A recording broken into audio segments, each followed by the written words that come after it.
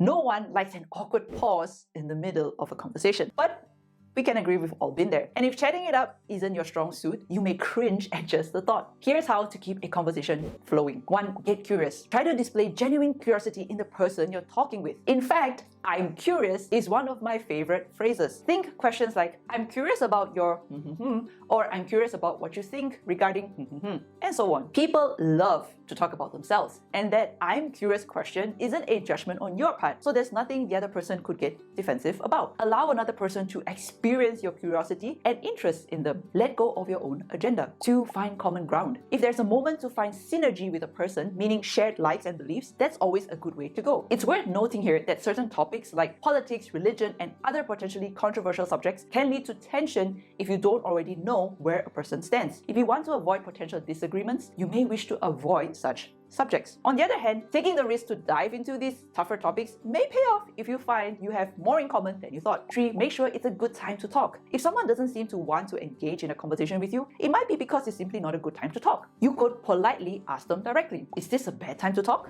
I want to connect with you, but I also want to respect that this might not be a good time for you. This opens up the door for them to let you know where they're at, and you should be able to gauge whether they're interested. 4. Listen intently. Really show you're engaged and interested in what this person has to say. Not only will this make them feel good, but active listening can help strengthen all your relationships. You can even practice with friends to improve your listening skills. A good rule of thumb for being a better listener: don't worry so much about what you want to say next, just pay attention to what the person is saying. People generally open up more when they're being seen, heard, noticed, and listened to in the little details of who they are and how they express themselves. 5. Ask open-ended questions. Give people a chance to answer open-ended questions rather than giving straight yeses and nos. This is also another way of showing curiosity. As you listen, notice their response without jumping automatically back to yourself, your experiences, your interpretations of what they said. Conversations aren't everyone's forte, and that's okay. Try practicing with people you're close with to strengthen your conversational skills. At the end of the day, showing you are actively listening, offering non-judgmental and open questions, and simply being kind and forthcoming will never steer you wrong when chatting with someone, whether that person is a new friend